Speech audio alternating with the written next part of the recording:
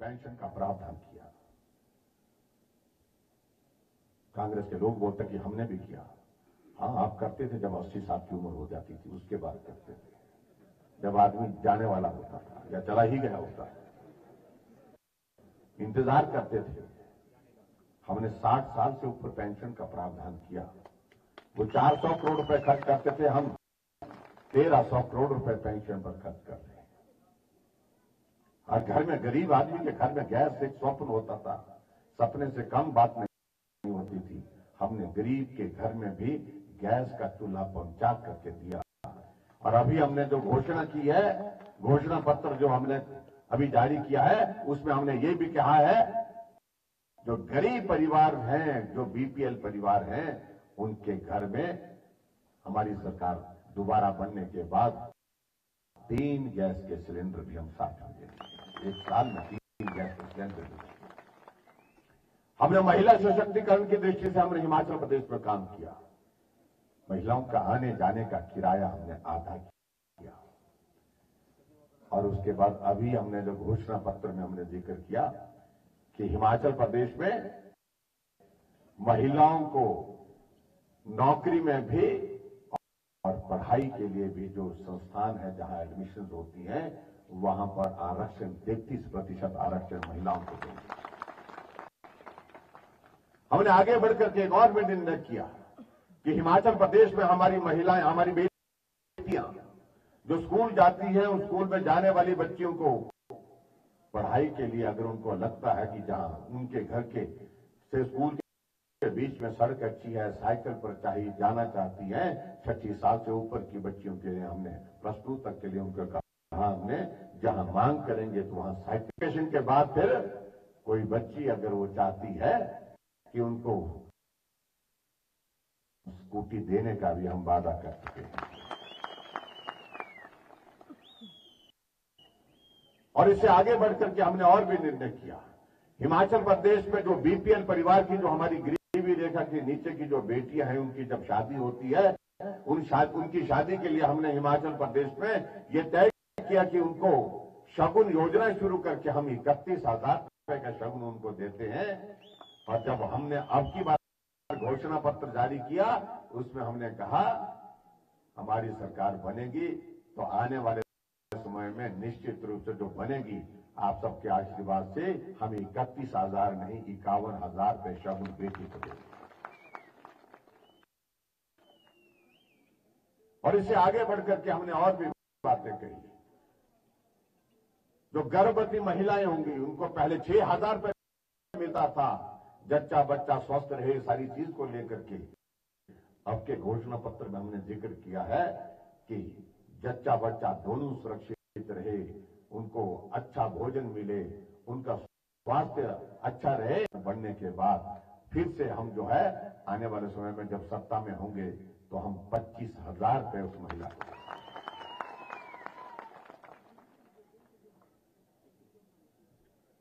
कांग्रेस के लोग बहुत परेशान हैं, वो गारंटी पर आए हुए। हम गारंटी देते हैं, भी गारंटी पहले तो अपनी ही दो, अपनी ही गारंटी नहीं है उनकी। अरे गारंटी तो आपने ये भी दी थी 2013 के चुनाव में कि हिमाचल प्रदेश में हमको सत्ता दीजिए, सरकार बनाने का मौका दीजिए, हर एक परिवार से एक आदमी को, एक नौजवान को हम सरकारी नौकरी देंगे। रामपुर में कितनी मिली भाई? मिली? हर एक परिवार को कहा। आज प्रश्न पूछना चाहिए, हमारे नौजवान यहां पर आज सभा करने के लिए आए हैं रामपुर में, उनसे पूछना चाहिए, आपके पिताश्री जी थे और आप उस वक्त बहुत ऊंचे ऊंचे यूथ कांग्रेस के अध्यक्ष होने के नाते इन बातों को सब जगह बोलते थे। हर एक परिवार के एक नौजवान को हम नौकरी देंगे, एक बेटे को नौकरी देंगे। लेकिन कितने लोगों को नौकरी दी? आपकी गारंटी हमने एक बार नहीं कई बार देखी है। वादा किया था कि हिमाचल में हमारी सरकार बननी चाहिए, हम बेरोजगारों को बेरोजगारी भत्ता देंगे। कितने बेरोजगारों को भत्ता मिल रहा है? जो वादा करते हैं हम निभाते नहीं, उनकी तरफ सुनने की आवश्यकता नहीं। और यहां हमने वादा नहीं किया था हमने ये वादा नहीं किया था हम हिमाचल प्रदेश में 60 साल से ऊपर के सभी बुजुर्गों के लिए पेंशन का प्रावधान करेंगे, लेकिन हमने बिना वादे के वादा पूरा किया है। हमने कभी नहीं कहा था कि हम हिमाचल प्रदेश में गरीब लोगों के इलाज के लिए 5 लाख रुपए का हेल्थ कवर देंगे। हमने हिम केयर शुरू करके लोगों की सेवा करने के बिना वादे के साथ काम किया। हमने कभी नहीं कहा था कि हिमाचल प्रदेश में हर घर में गैस का चूल्हा देंगे। हमने गृहिणी सुविधा योजना शुरू करके हर घर को गैस का चूल्हा देने का काम किया है। हमने कभी नहीं कहा था कि महिलाओं को किराया हम बसों में आने जाने का आधा कर देंगे, लेकिन बिना वादा किए हमने अपनी भावना का सम्मान करते हुए, महिलाओं की भावनाओं का सम्मान करते हुए हिमाचल प्रदेश में ग्रामीण क्षेत्र में पीने का पानी जो है उसका कोई बिल नहीं लेंगे, लेकिन बिना वादे के हमने उस काम को भी पूरा किया। हमने कभी वादा नहीं किया था कि हिमाचल प्रदेश में 125 यूनिट बिजली खर्च होने वाले परिवारों को 0 बिल देंगे, लेकिन हमने बिना वादे के उस काम को भी पूरा किया है। अंतर देखिए कितना है। वो वादा करते हैं, निभाते नहीं। हम वादा नहीं करते हैं, लेकिन फिर भी बिना वादा किए हम सारी बातों को निभाते हैं। ये अंतर है जिससे समझने और समझाने की जरूरत है। और नरेंद्र भाई मोदी जी ने एक बात कही है कि हिमाचल मेरा अपना घर है, और घर जैसा व्यवहार भी करते हैं। बिलासपुर में ऑल इंडिया मेडिकल इंस्टीट्यूट का उद्घाटन करने के लिए आए और उससे पहले मुझे फोन करके कहा कि जयरा मैं कुल्लू के दशहरे में जाना चाह रहा हूं। मैंने कहा जी आपका स्वागत है, आप आइए। फिर मैंने संकोच से जाते एक बात कही, मैंने कहा जी दशहरा का जो हमारा देवी देवताओं का अपना एक प्रोटोकॉल होती है, अपनी एक व्यवस्था होती है, वहां सभा हम संबोधित नहीं कर सकते हैं। परमिशन नहीं देना, मैं देव दर्शन करने के लिए आना चाह रहा हूं, रघुनाथ जी का आशीर्वाद लेने के लिए आ रहा हूं। और कुल्लू के दशहरे में गए, सुरक्षा कर्मियों ने कहा कि आप भीड़ में नहीं जा सकते दर्शन करने के लिए। उन्होंने कहा मुझे जाना है, और भीड़ को चीरते हुए रथ के पास पहुंचे, रघुनाथ जी का आशीर्वाद दिया, देवी देवताओं का आशीर्वाद दिया। ये है हमारे प्रधानमंत्री। केदारनाथ गए, केदारनाथ जाकर के भी आपने देखा हुआ सिर पे हिमाचल की टोपी, हिमाचल का गद्दी चोड़ा, और उसके बाद जो हमारा मफलर होता है, कुल्लू का मफलर, कलरफुल मफलर जो है, उसकी गाची बांधी हुई, गाची बोलते हैं, हाँ गाची लगाई हुई थी। जब कोई तगड़ा काम होता है ना करने को, तो गाची लगानी पड़ती है। इस बार इलेक्शन में भी गाची लगा के काम करो।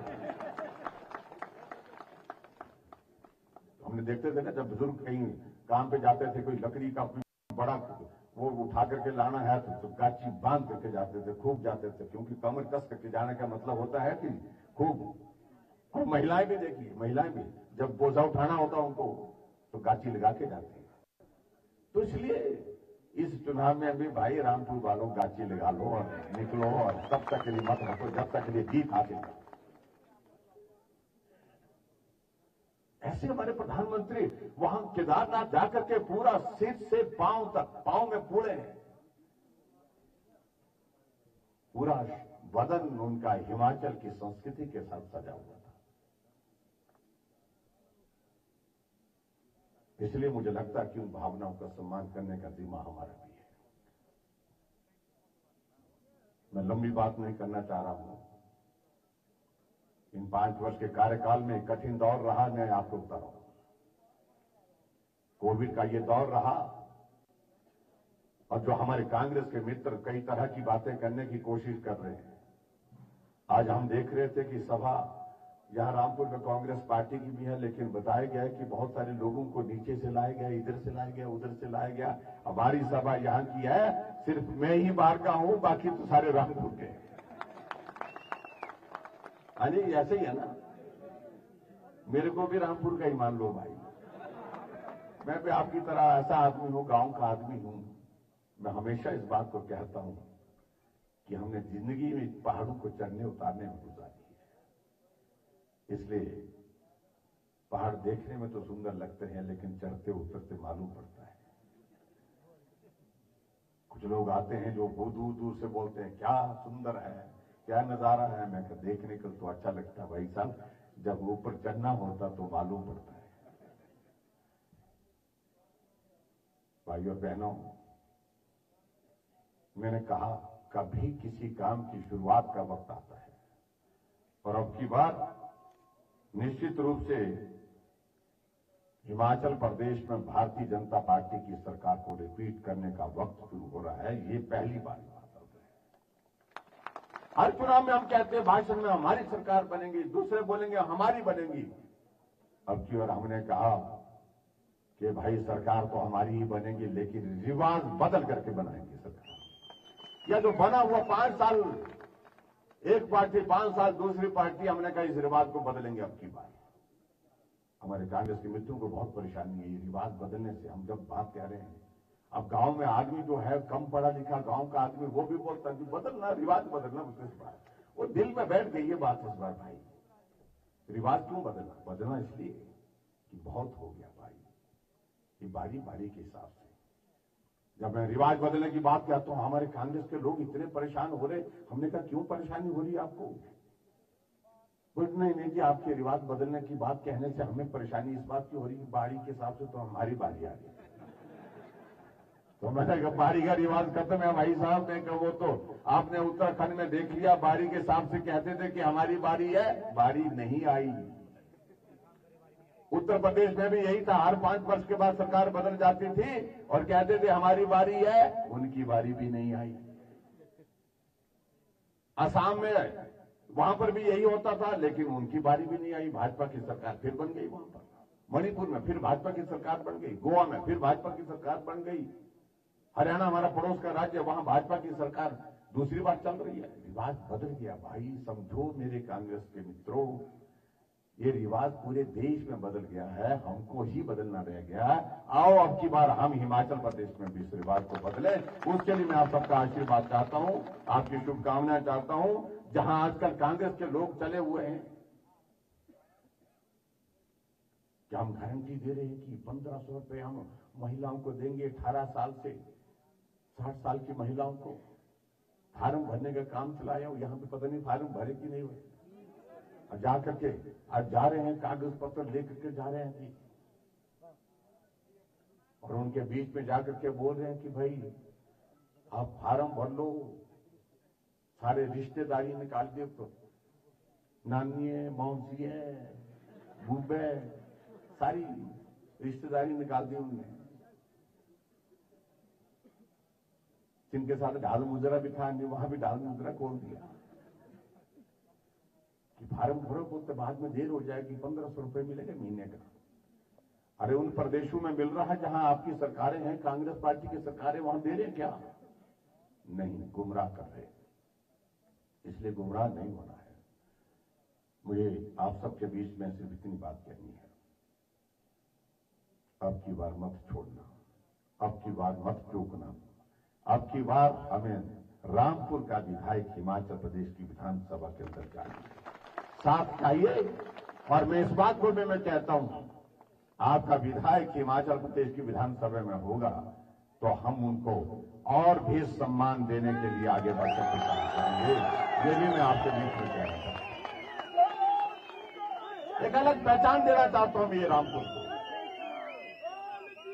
एक शुरुआत आप करिए, और शुरुआत के बाद जो है मंजिल तक पहुंचाने का काम हम करेंगे।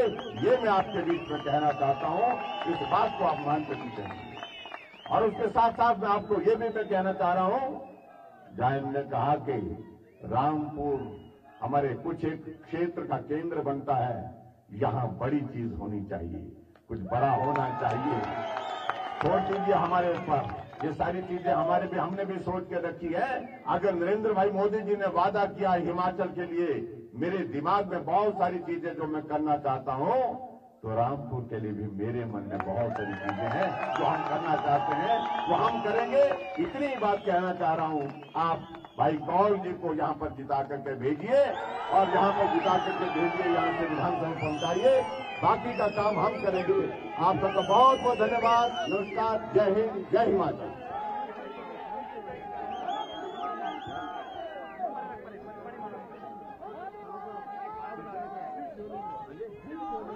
निकालिए